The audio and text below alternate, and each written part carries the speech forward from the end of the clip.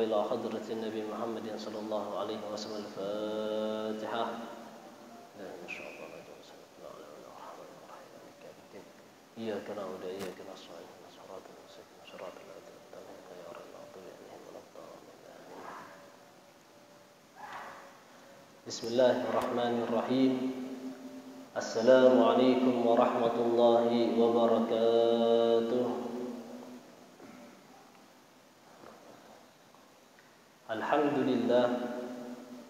الحمد لله فضلنا وجمعنا في هذا المجمع المبارك، ونصلي ونسلم على سيدنا محمد مفتاح باب رحمة الله عدد ما في علم الله، صلاة وسلاما دائمين بدوام ملك الله وعلى آله وأصحابه ومن والاه.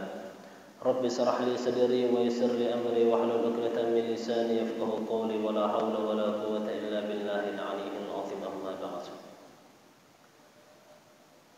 Alhamdulillah yang ulun muliakan para habaib, para zuriatnya Rasulullah sallallahu alaihi wasallam yang dimanapun mereka berada, dan para alim ulama, guru-guru agama, tokoh-tokoh masyarakat dan hadirin hadirat yang dimuliakan Allah Subhanahu wa taala.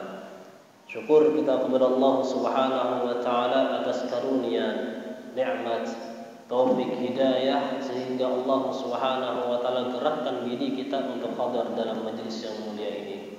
Di dalam melaksanakan salat asar berjamaah dan duduk kita di sini di tempat waktu, di tempat yang mulia dan waktu yang penuh berkah, yaitu waktu yang mana Allah Subhanahu wa taala memberikan rezeki kepada rohaniyah ruh-ruh kita di dalam waktu yang mulia ini. Alhamdulillah, pertemuan sebelumnya kita telah membahas tentang tahun yang ke-5 dan yang ke-6 dari kenabian, atau ketika umur Rasulullah sallallahu alaihi wasallam 45 tahun dan 46 tahun. Kemudian di sini Al-Habib Muhammad bin Ali bin Abbas Al-Maliki, beliau mengatakan di dalam kitab Tarikh Al-Hawadis wa Ahwal An-Nabawiyah fi Sanah As-Sabi'ah min An-Nubuwah. Adapun tahun yang ke-7 dari kenabian, atau ketika umur Rasulullah 7 tahun. Soalnya biasanya kalau di dalam sirah itu ketika tahun pertama, kedua, keempat sampai ke-40 itu maksudnya dari umurnya Rasulullah. Adapun tahun kedua dari kenabian maksudnya 2 tahun setelah menerima wahyu. Dalam artian ketika Rasulullah menerima wahyu itu tahun ketika Rasulullah umur 40 tahun. Beliau mengatakan fisal as-sabi'ah min an-nubuwah. Adapun tahun ke-7 dari kenabian, yaitu ketika Rasulullah 47 tahun. Ijtama'at Quraisyun wa ta'ahadu ala qati'ah Bani Hashim wa Bani Muthalib. Sebagaimana yang kita ketahui, kafir Quraisy dari awal Rasulullah sallallahu alaihi wasallam menampakkan wahyu, menampakkan risalah dari tahun ketiga. Sebagaimana kita baca, ketika umur Rasulullah 43 tahun atau 3 tahun setelah masa Rasulullah menjadi nabi, itu Rasulullah baru disuruh untuk terang-terangan di dalam dakwah. Nah, ketika umur Rasulullah 43 tahun tadi, Rasulullah terang-terangan di dalam dakwah sampai ketika umur 47 tahun, di situ kaum kafir Quraisy semuanya berpikir bagaimana cara menghentikan Muhammad. Karena Nabi Muhammad itu orangnya apabila berbicara terpercaya. Sampai-sampai pada suatu ketika disodorkan kepada Rasulullah sallallahu alaihi wasallam, "Ya Muhammad, tolong berhenti dalam dakwah. Berhenti dalam dakwah. Engkau pengen pangkat, menjadi orang yang berpangkat. Engkau pengen harta, menjadi orang berharta. Engkau pengen perempuan, diberi binian. Engkau pengen semuanya, apa yang kau inginkan diberi. Cuman satu syaratnya, berhenti menyampaikan dakwah." Sampai-sampai paman beliau, yaitu Abu Talib, datang kepada Rasulullah sallallahu alaihi wasallam, "Ya Muhammad, kaum kafir Quraisy sudah bergojolak dan ingin membunuh engkau. Berhenti dalam dakwah." Engkau pengen apa? Dikasih. Kemudian kata Rasulullah sallallahu alaihi wasallam, "Hai pamanku, jikalau kaum kafir Quraisy mereka menawarkan kepadaku matahari ada di sebelah kanan dan bulan ada sebelah kiri." Maksudnya matahari untuk engkau, bulan untuk engkau. Maka aku, kata Rasulullah sallallahu alaihi wasallam, tidak bakal berhenti dalam dakwah, apalagi bebinian harta, pangkat dan sebagainya.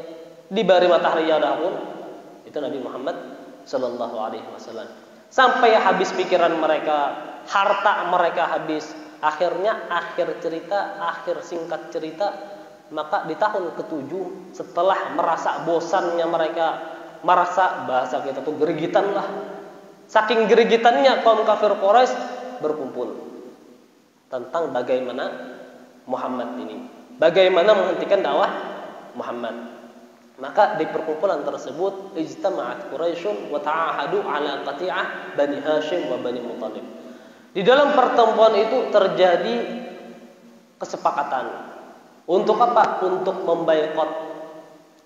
Yang mana pemboikotan itu terjadi bukan cuma Nabi Muhammad.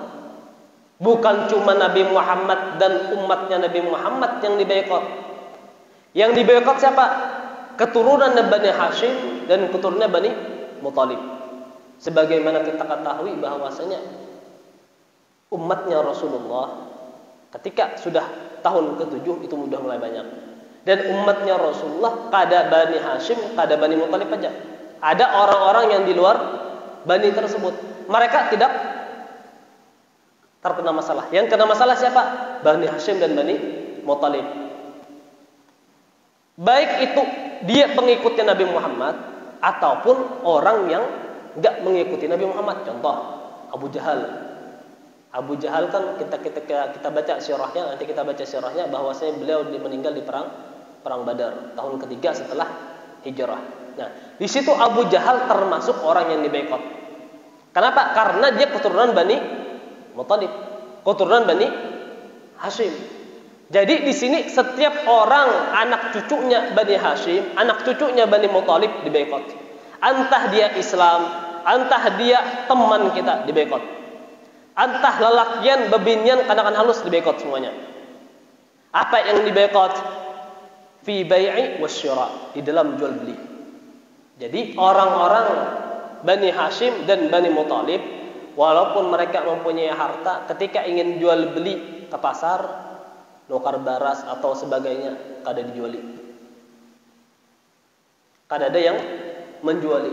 Atau Bani Hashim dan Bani Muthalib hendak berjualan di pasar, kada ada yang menukari. Pemboikotannya.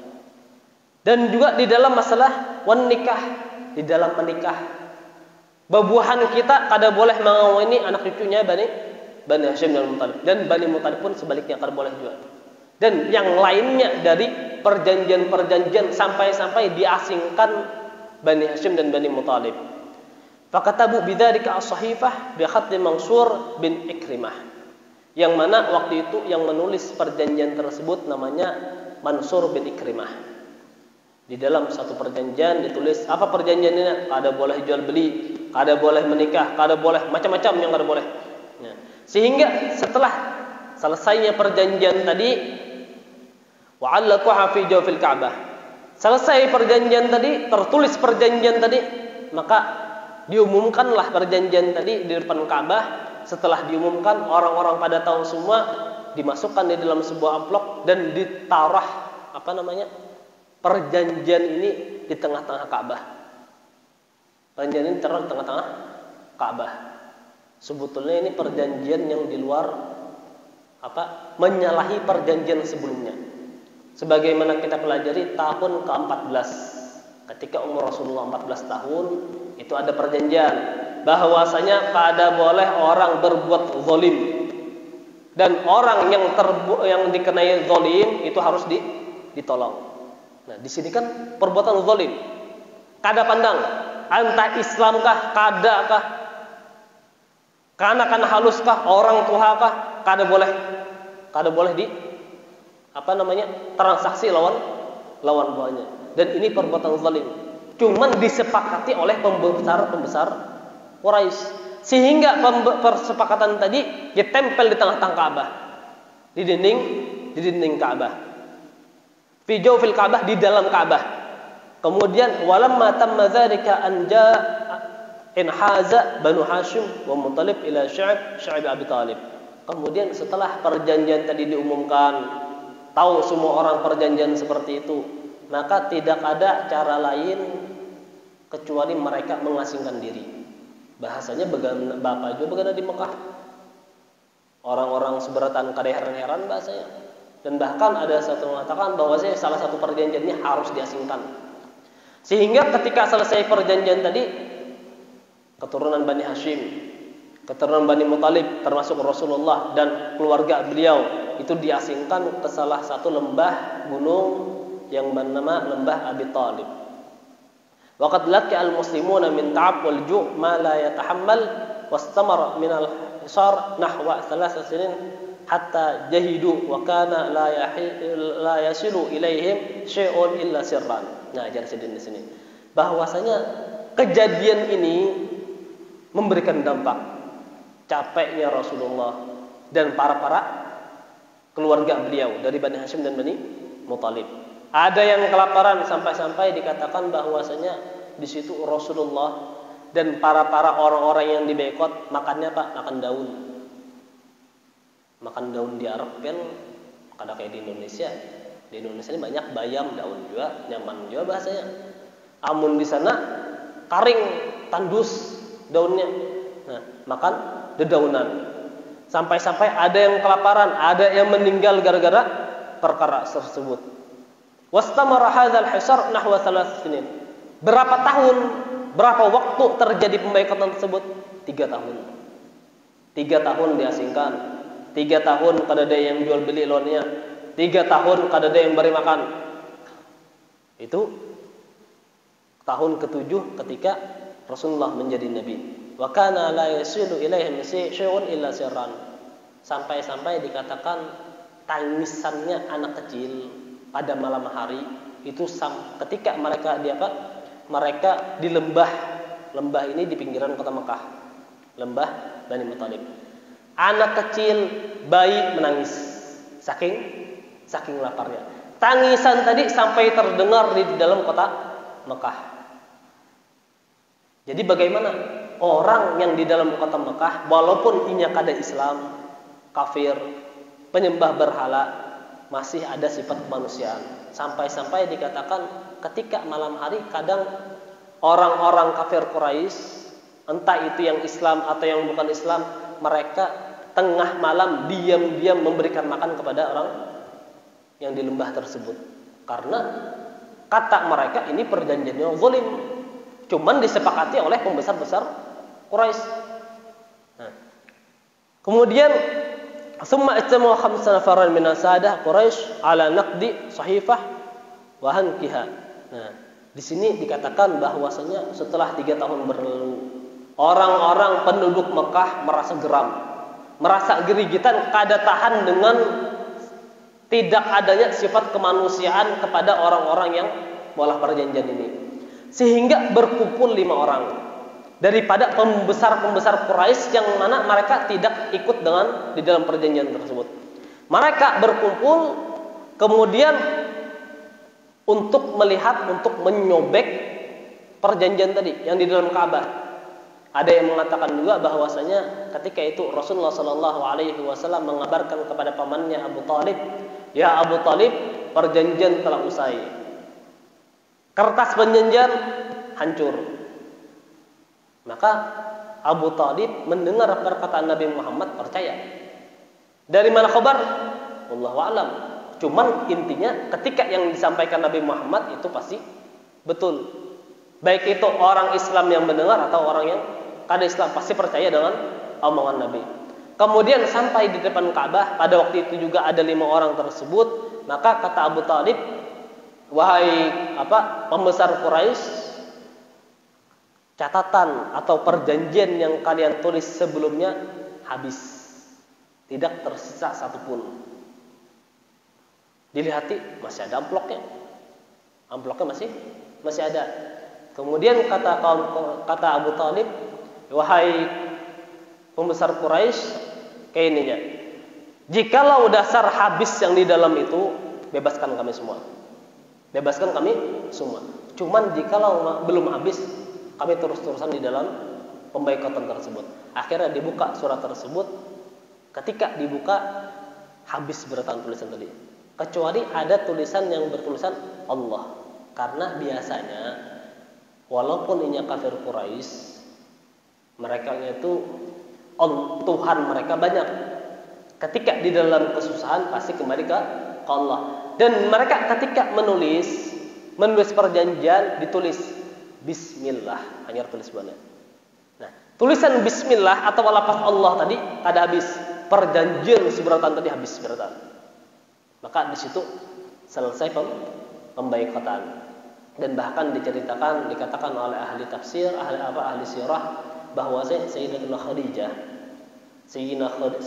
Khadijah kan tahun ke-7.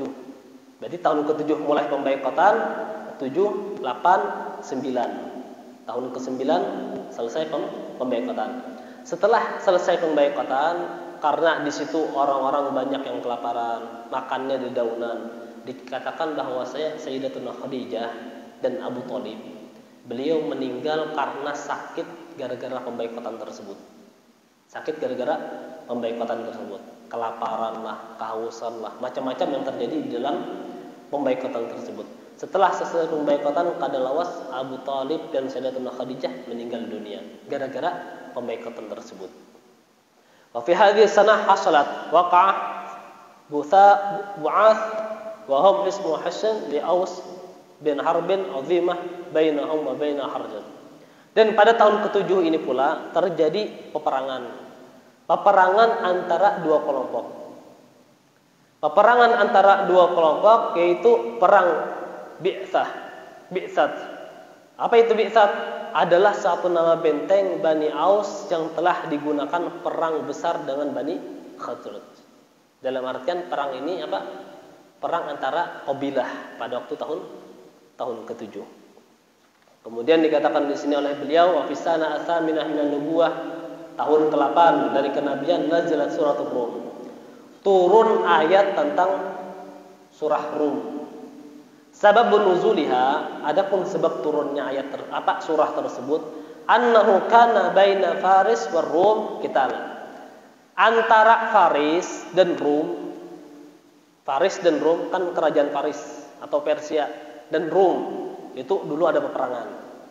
Ada peperangan yang sangat besar.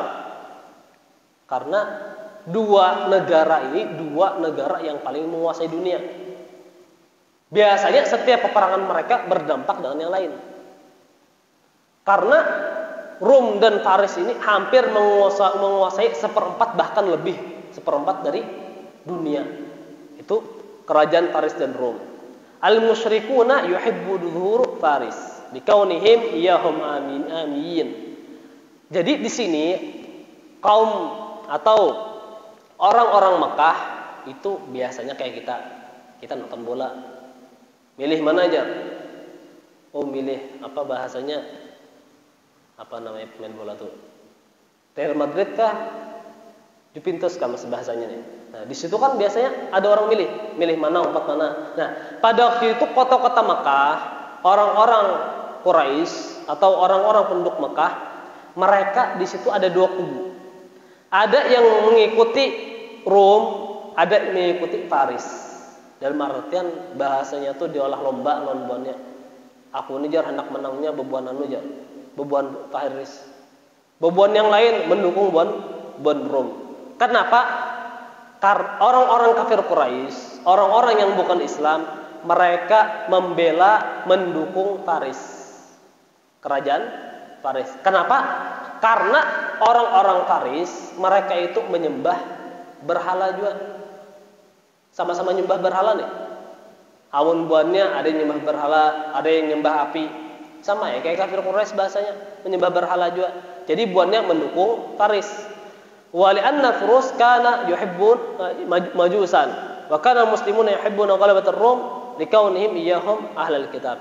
Dan orang-orang Islam, Nabi Muhammad dan pengikutnya Nabi Muhammad, umat Islam itu mereka mendukung Rum.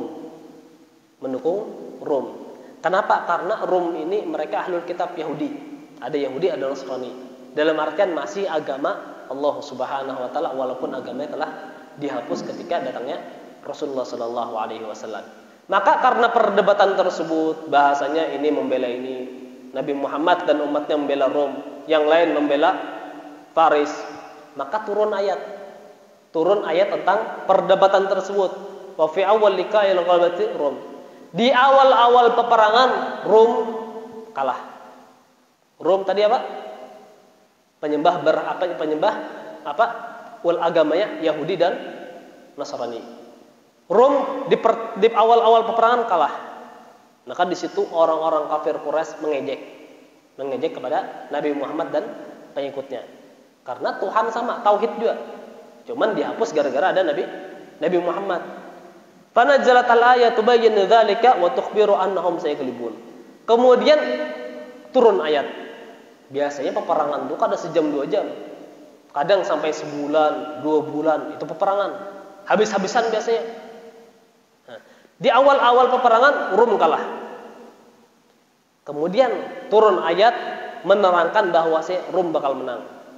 Setelah itu kadalawas, setelah ayat turun tadi, maka Rum menang di dalam peperangan tersebut. Kemudian Faris kalah di dalam peperangan tersebut. Itu tahun ke-8 dari kenabian.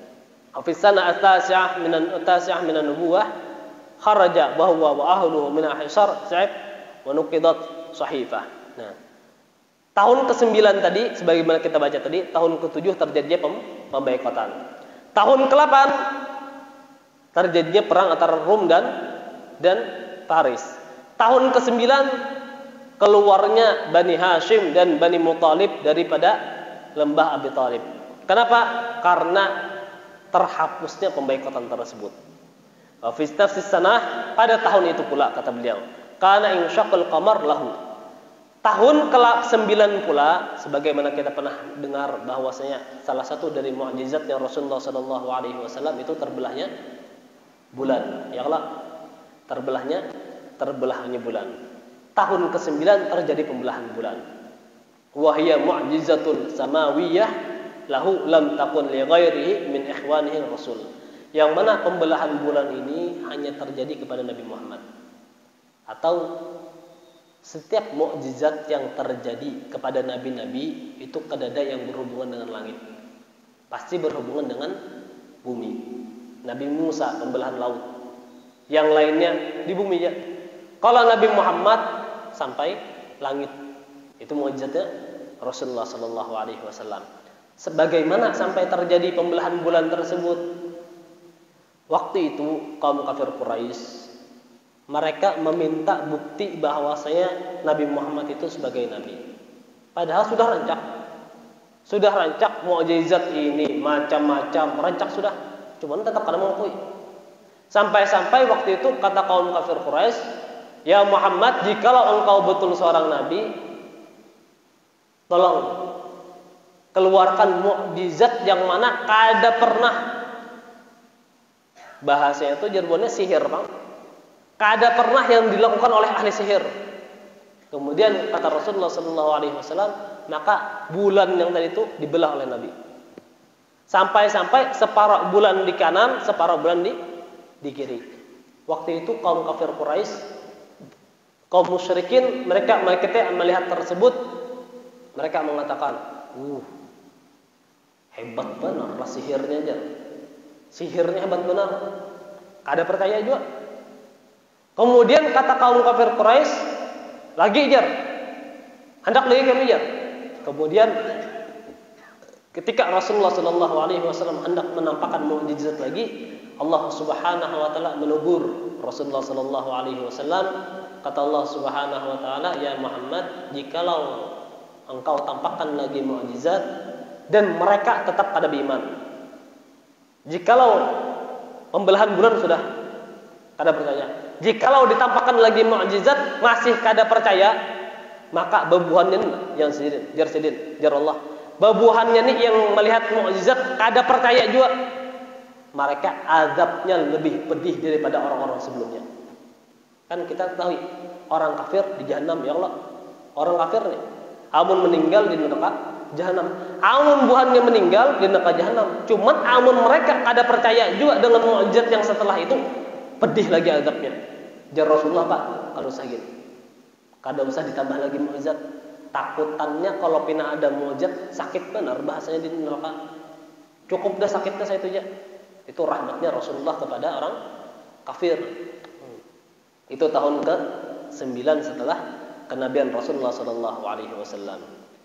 Kemudian yang terakhir, fi sana Asyurah min an-nubuwah mata anhu Abu Talib fashtadda huznuhu alaihi thumma matat Sayyidah Khadijah radhiyallahu anha ba'da thalath ayyam fatada'ah huznuhu wa lidzalika kana sallallahu alaihi wasallam yusamma hadha amul huzni. Fi sana fi hadhihi sanah tazawwaj Saudah binti Zam'ah. Nah, tahun ke-10 dari Hijriah atau dari ke-10 dari kenabian, di situ meninggal kepada Abu Talib. Abu Talib meninggal. Fashtadda huznuhu. Sedih Rasulullah sallallahu alaihi wasallam. Kenapa sedih? Abu Talib siapa? Paman dan kuitan.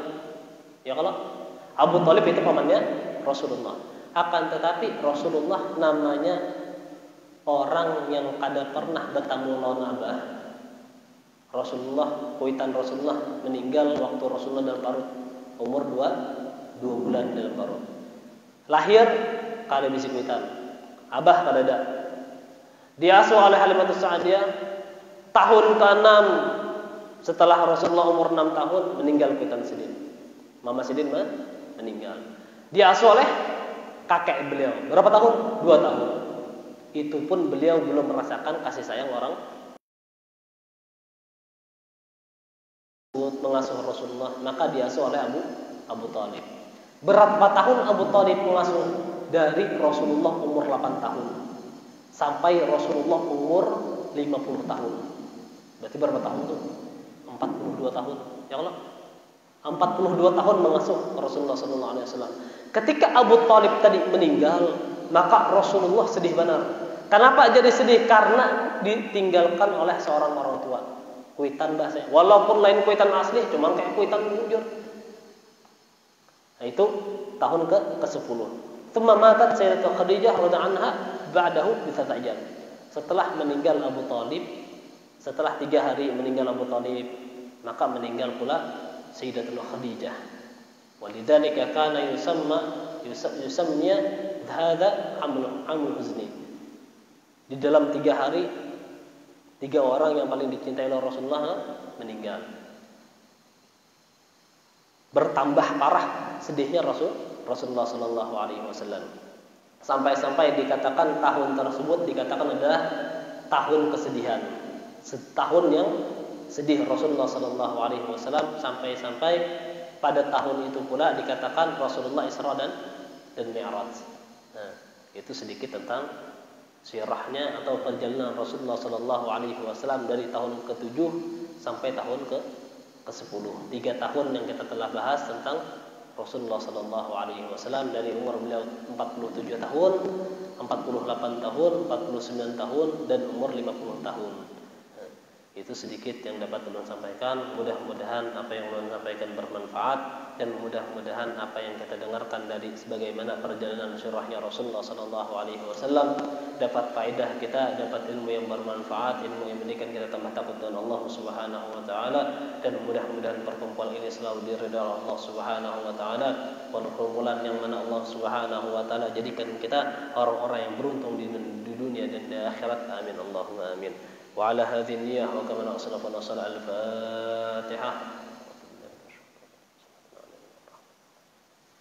إياك نعبد وإياك نستعين صراط آمين آمين يا الله. بسم الله الرحمن الرحيم. الحمد لله رب العالمين والصلاة والسلام على سيدنا محمد وعلى آله وصحبه أجمعين. اللهم إنا نسألك سلامة في الدين وبركة في العمر وسعة في الجسد وسعة في الرزق وطاقة قبل الموت وشهادة عند الموت ومغفرة بعد الموت والعفو عن النساء وأمان من الأذى فنصرنا الجنة وارزقنا النظر إلى وجه الكريم. اللهم يا كافي الملائكة فينا البلاء قبل نزول من السماء. اللهم يا كافي الملائكة فينا البلاء قبل نزول من السماء. اللهم يا كافي الملائكة فينا البلاء قبل نزول من السماء. يا الله يا الله يا الله يا الله يا الله ربنا تقبل منا إنك أنت السميع العليم وتب علينا إنك أنت التواب الرحيم وصلى الله على سيدنا محمد النبي الأمي وعلى آله وصحبه وسلم والحمد لله رب العالمين. Mungkin hanya itu yang dapat saya sampaikan, kurang lebihnya mohon maaf. Wassalamualaikum warahmatullahi wabarakatuh.